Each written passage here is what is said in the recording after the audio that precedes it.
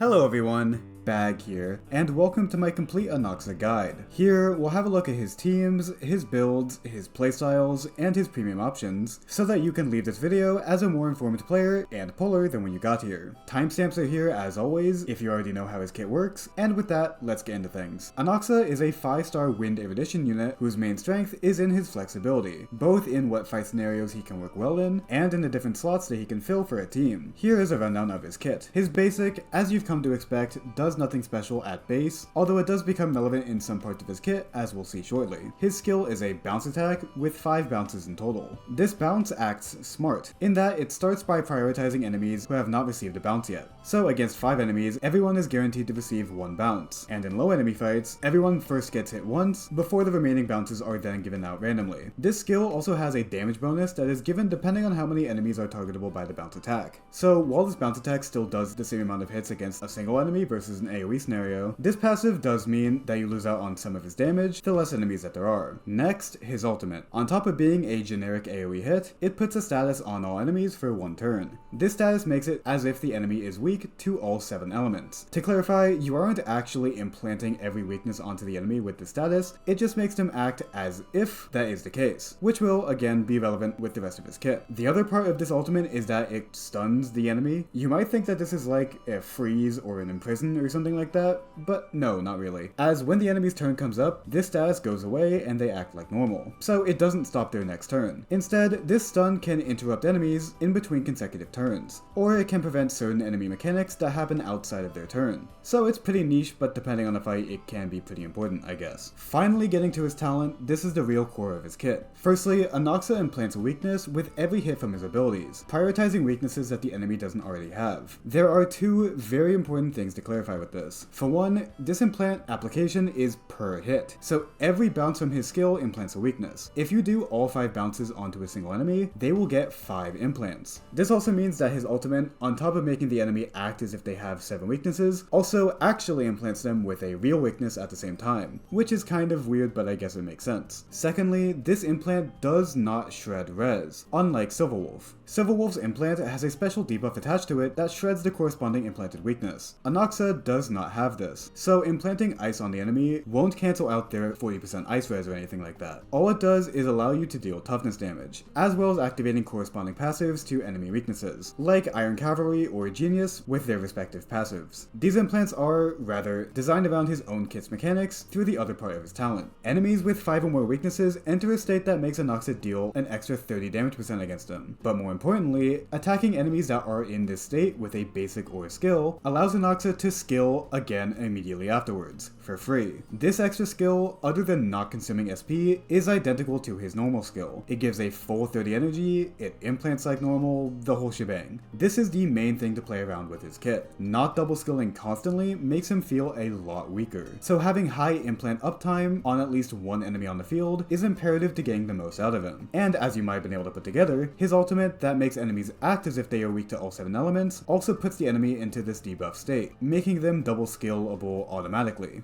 Going into his traces, for the minor one he gets a large amount of crit rate, some nice damage %, and HP, which I guess isn't completely worthless if you run him sustainless, as we'll briefly mention later. His first trace gives an extra 10 energy when using his basic attack, making it give as much energy as a skill. You still don't want to basic attack on him if you can help it, since using his skill does so much more damage and has 5 times as many implants, but it is a bit less punishing than for the average carry. The other part of this trace gives him 30 energy if there are no enemies with 5 implants. This gives him the energy that he would get for his second skill, meaning that this first trace as a whole guarantees that he gets 60 energy per turn. His second trace is the other really impactful part of his kit, as Anaxa gets a conditional buff depending on the amount of erudition characters there are on the team. At 1, so just himself, he gets a very hefty 140% crit damage buff, and at 2 or more, he instead gives the entire team, including himself, 50 damage %. So So yes, this buff is mutually exclusive. In giving the team damage percent, he loses his own hefty crit damage, which, as you might imagine, can be devastating for his personal damage, as not only is 50, well, less than 140, but he is also already a bit saturated in damage percent. And the way buffs work in this game is that the more you stack one source of buffing, the less potent it becomes to invest into when compared to other buffing sources. But doing this does open up the possibility to play him as a supporting sub-DPS instead, as while he'll do less damage than in a hypercarry build, especially since he is also losing a support in a dual DPS team, his damage boost for his team can be very impactful depending on who you pair him with. And finally, his last trace gives him defense shred for every weakness on the enemy, giving you an incentive to put more than just the 5 required implants onto an enemy that lets you double skill them. This trace maxes out at a 28% shred, which is very potent, and unlike self buffs, the more defense shred you put onto the enemy, the more potent it becomes. So having this large amount at base in his kit is very nice. His technique is pretty standard, it just makes it so that whoever initiates combat, their element will be implanted onto the starting line of enemies. A nice way to jumpstart his 5 weakness needs, although again, the characters outside of Anaxa don't actually get really anything out of his implants besides toughness damage. So this ability shouldn't have too much sway with who you actually enter combat with. For leveling priority, well, since he is a carry, and since he actually sometimes uses his basic attack, you really should level everything. But the order should be something like skill, then talent, then ultimate, then basic. So, from all that, how should you go about actually playing Anaxa? Well, let's first cover his hypercarry teams. While there is a lot of complexity to how his playstyle works, when you actually play him, it will mostly just come down to his skilling every turn over and over again. Since his bounce skill doesn't really get affected by who you manually target, it's almost like My Day, where your decision making during his turns have rather small actual impact. There is some decision making to be had if you, like, have to basic for SP reasons, so you basic an enemy to get rid of them before your extra skill bounce comes out, so that the resulting bounces are more focused onto the remaining enemies, but for most cases, that amount of sweating is not exactly required. Instead, on top of the usual gameplay quirks that comes with any unit, there are two main things to keep in mind when playing Anaxa: implant uptime and ultimate usage. Firstly, most enemies start off with 3 weaknesses, so disregarding his technique that gives you a starting 4, there is some implicit ramp up time before he gets to his double skill at 5, or even more so to get to his max defense shred with 7. This ramp up time, as mentioned previously, can be shortened in a few ways. Using his ultimate to get early access to his double skill is incredibly important, but optimally using his double skill is another thing to play around. This free second skill will trigger no matter what if its conditions are met. So if you end the first wave of MOC, or the first phase of a 2-phase fight with his first skill, the second skill will come around immediately after. Bosses reset their implants between phases, so if you can reapply up to 5 implants instantly, that will be a massive increase to your damage. Or if there are enemies that start off single target before quickly summoning adds, such as the Flame Reaver, then sneaking in a single target bounce to get max implants is again massively impactful. What this means is that while most of the time you'll be fine just autopiloting with using his skill every turn, if you can finagle the enemy's HP as to end a phase or cycle with his first skill, then you really should. Especially if enemies have exploitable mechanics that make them take a lot of damage in a single instance, such as the armored Amphoreous enemies, as it's quite easy to plan around ending a cycle by breaking their armor. This line of thinking can also more consistently happen between waves of Pure Fiction. As enemies get cycled, it's important to have at least one enemy with 5 implants in order to double skill. The main enemy in the second and third wave of Pure Fiction can be the one enemy that you can rely on to have constant implants. So it's really just that first wave where implant uptime is important to not seriously slow down your clear. Again, this is mostly out of your control with how automatic it is to just skill every turn, but it should be kept in mind if there are ways to play around it, either by using a smart basic attack, or with the second thing to keep in mind, ultimate usage. On top of the uses for his ult that we've already talked about, one key thing about his ultimate is that its debuff only lasts until the start of the enemy's next turn. So since you can only take advantage of the 7 weaknesses on your turn, saving the ultimate until you can be sure that you can make use of it is smart. This also applies when using it in between the multiple actions of an enemy to stun them, as if it's used like that, then the debuff will stay around until the start of the enemy's next turn, meaning that you can likely exploit it before it goes away. Other than that, as has been said multiple times, the ultimate can be used as a failsave to fill in gaps of implant uptime. So if you can foresee the next wave not being implanted, saving your ult might be the correct play. It's the only real part of his kit that you have a lot of control over, so just try to be intentional with its usage. In terms of using him in a dual DPS team, well, because of his loss in damage, I really wouldn't recommend using him with anyone other than the Herda or Jade, since not only do they each give him him some damage amping to compensate for his losses, assuming you give him attack boots with Jade, but also because his frequent attacks serve a function of funneling each of them very quickly. His double skill equals hitting 10 enemies for the Herder's energy passive or Jade's talent stacks, and combining this with his spammable ultimate can lead to very fast funneling. This is to make up for the fact that outside of his occasional ultimate, he has no attacks outside of his own turns, like many Herder's follow-ups or Argenti's endlessly spammable ults. But while he is only competitive in that facet, the passage team-wide damage percent that he gives by existing is his real selling point. Other than that, he is played mostly the same as in a hypercarry build, just with the caveat that skill points are much more precarious with the Herder specifically. So you may need to basic a bit more with him than usual, since scaling with the Herder rather than him will almost always be more worthwhile. This is dependent on whether you have the Herder's light cone, as well as the SP generation of the rest of the team, but I think it's inevitable that he will at least have to basic a little bit, so just be prepared for that sacrifice in performance. Since you now have someone else on your team defeating enemies, you have to also consider your implant rotation with how long the enemies will actually be alive. If the Herder can wipe out wave after wave of enemies with her ultimate into enhanced skill, then there's, of course, no reason to ult them with Anaxa to implant them. So try to have some foresight with how your two carries will interact with each other's game plans. How much can you implant with Anaxa onto the current wave of enemies, and how much can the Herder be funneled by Anaxa with whatever skill points are available. A quick plug here to ask to subscribe. I'm really close to 10k and I would...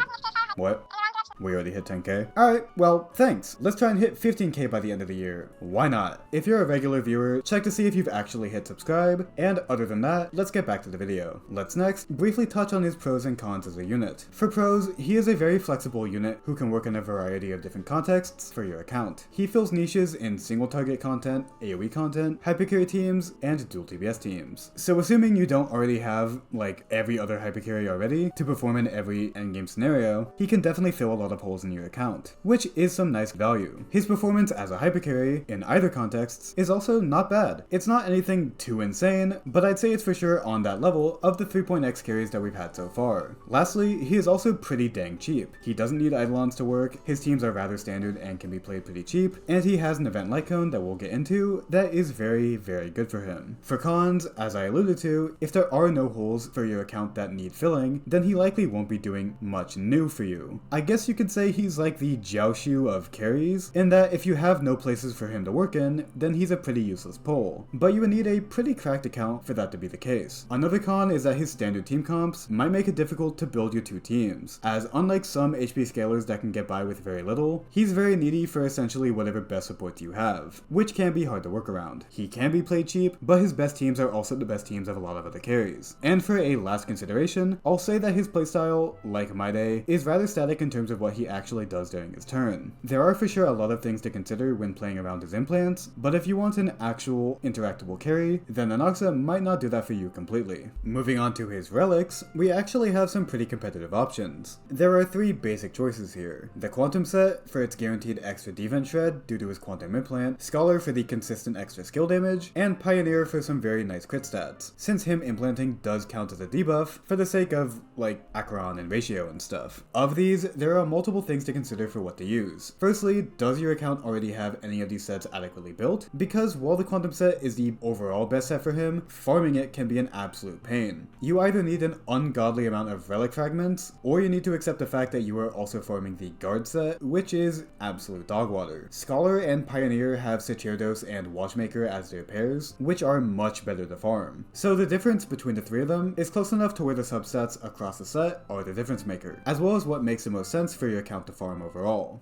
Do you also have Acheron or a built ratio? Then Pioneer might make more sense. Do you use Maide or the Herda or the 500 people that use Sacerdos? Then maybe Scholar makes sense to farm. The Quantum set is very universal, in a jack-of-all-trades kind of way where anyone can use it, but the process of getting a good set can be rather daunting. So TLDR, Quantum is best, followed by Scholar, then Pioneer, but use either the best of what you already have or what makes the most sense to farm for your account. Oh, right, I forgot a set. You can also run Eagle set with Anaxa in two different contexts. For a support build, it plays more into that I don't really care about damage, I just want the funnel mindset, which can be fair enough depending on how goated your Herda is. For solo carry, the main idea is to use it in a -1 speed setup where you are slower than your action advancer, but the eagle set pushes you ahead of them. For this, you need a guaranteed 2-turn ult rotation, which basically then means that you need his signature, as even something like a Sunday ult can't literally happen every turn. You can also do the same thing with a speed boots Anaxa, but I would generally recommend against this, outside of something like Apoc Shadow, where every action value point matters, even more so than squeezing out every bit of damage. Without a signature, I really wouldn't recommend trying this hypercarry setup, like, at all. But with the signature, I'd say it goes back to the first line of thinking. How justifiable is it to farm the eagle set for your account overall, and how many good pieces have you already farmed? Generally, I would say that the eagle setup is second only to the genius set. Wall is probably the best idea for his sub DPS playstyle, so long as your Herda can carry the damage, which, well, she should be able to. Good eagle pieces, either for speed or crit, are good for an account to have, so it might be overall worth farming if you can get past the terrible set that it's paired with. As for planers, Redolent wall giving damage percent is the most bog standard option for him. Sigonia is always usable in pure fiction for sure, and Izumo is the best for him if he is being used with another erudition character. For stats, we can start with the obvious ones, with crit body for whatever crit stat you need more of, and either attack or speed boots depending on the comp. For orb, you actually really want attack, as not only does his kit not give him any, but he also has a very high base attack stat, meaning that he benefits extra from good attack percent. Wind damage can still work for sure, and as always, it can really just be a subset diff depending on what you have, but here I would say more than for most carries, that the main substat for the orb does make a somewhat tangible difference. And for rope, well, most of the time, it's obvious to just go for attack rope, but if you truly just do not care about his damage because you have like an E6 to Herda or something, and you just want him to be a battery and nothing else, then an ER rope and something like Von Whack can work. An ER rope turns his 2-turn rotation without his signature from being just short of 140 to past 140. Although this is assuming never being hit, so I don't know how necessary this small amount of energy actually is. With his signature, yeah, don't go ER. As you already hit the 2-turn ult for free, you probably won't get a 1-turn ult, and also you have his signature, so you should probably care about his damage. With that, let's next go over his Lycone options as a whole. The primary one to talk about is his event Lycone that is literally made for him. This Lycone is his second best option, besides his signature. So the short version is that if you don't have his signature, you should just always use this, no questions asked. Or, well, there is one question asked, in that you can actually give this to your erudition partner as a viable option for them when used with Anaxa, as the effect just depends on the enemy having a lot of weaknesses, and the user doesn't have to be the one actually applying them. Compared to a maxed out S5 Battle Pass Lycone that gives 64 damage percent, this Lycone instead gives 54 damage percent and 16% attack, in exchange for a lower base attack, which is more than worth it. So this just goes into the same question as we've already talked about. Do you care about Anaxa's damage, or do you just want his existence to ubercharge your powerful other erudition unit? Give this to whoever's damage you care about more, which is probably the Herda, assuming the other unit doesn't already have their signature or something like that. As for other options, well, there's his signature. On top of the generic, oh wow, his signature gives him the best damage, especially with its Death Shred that can stack well with other Death Shred sources depending on the team that you use him on. Yeah, other than that, the main selling point is the 10 energy per turn. As mentioned previously, this guarantees a 2-turn ult rotation. Although if you are not running the Eagle strat, then this is not the most important thing in the world. As a breath of fresh air after Maide and Castris with their huge signature gaps, Anaxa's is by no means required. It's just what a signature really should be. A nice upgrade for him if you want the extra boost, but he will work perfectly fine without it. For other non-signature options, for when you give the event Lycone to your teammates, Eternal Calculus gives a very large amount of attack against 5 enemies, and he can even get the full benefits from its speed with his free skill even if you basic attack. Genius's Repose is the next best option for its large attack percent and conditional crit damage, and if not, he does have a special synergy with how the Day the Cosmos fell works, since it needs corresponding weaknesses to the attacker. It gives less stats than Genius's Repose, but if you aren't getting consistent kills on him, then it might be better overall. Battle Pass and Breakfast just overload him with even more damage percent, so I wouldn't really recommend them. And for more niche options, Passkey can uber funnel him for that good old not caring about his damage playstyle. Now the Milky Way can be really good with how consistent he is for breaking thanks to his implants, but the buff only lasting for 1 turn can be kind of rough with how many turns he can burn through. If you can't keep up the buff, though, then yeah, against 5 enemies it's actually better than the event Lycone. But I would still call the event Lycone much more consistent to actually play around. And lastly,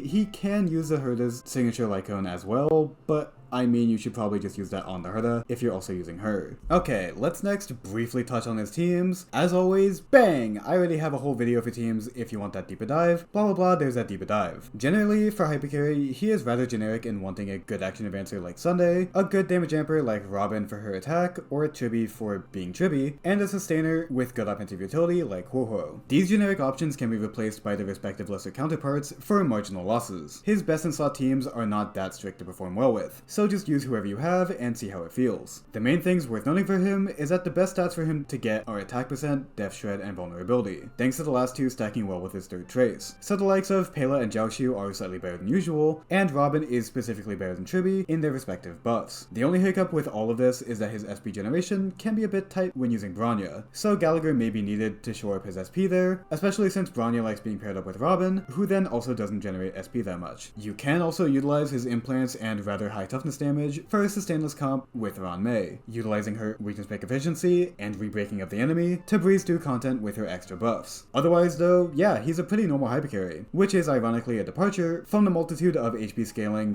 / kind of weird to build around carries of 3.x so far. For dual DPS, he doesn't really dictate by himself how you build your Herda teams, other than if you use someone like RMC or Sunday, where you'd prefer someone like Chibi or Robin for their team-wide buffs instead. In this team, for the Herda, he makes her function a lot better in lower enemy count fights, but in pure fiction, he's more so just a side grade to Jade. He's also different from someone like Jade or Serval in wanting to use SP whenever possible, so sustains or supports that are specifically proficient in SP generation will make him feel a lot more comfortable. Outside of the Herda, again, he can work with Jade since her speed lets him run attack boots, but I wouldn't say that he's that much better here than other erudition units like Mini Herda. But ultimately, it depends on the enemy's resists, and if they're given pure fiction buff, synergizes well with them. Finally, you can run him in a break comp, but without premium break investment, I wouldn't really recommend it. Unless if, like, toughness damage is the main crux of the fight, like in Apoc Shadow. His damage doesn't scale with break at all, outside of his high toughness damage for super break. But if you want to try it, then sure, why not? I wouldn't recommend it, but I'm also not going to stop you. Lastly, let's go over his Eidolons, which,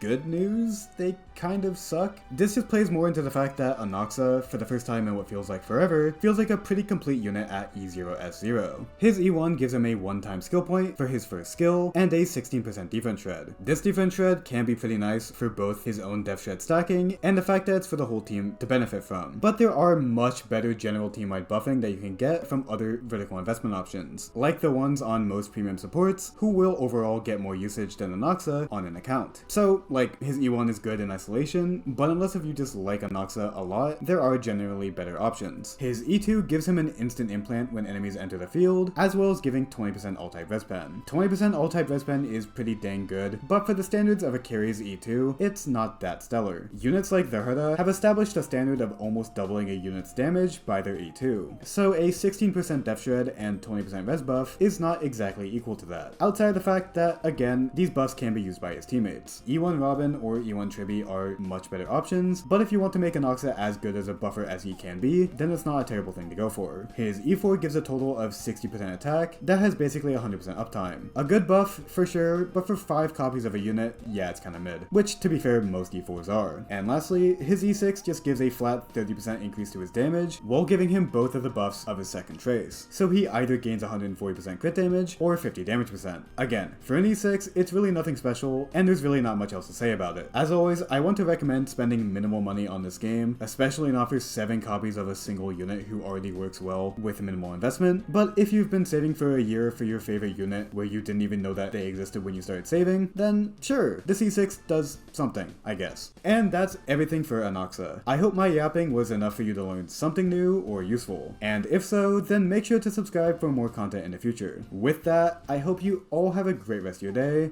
Bye!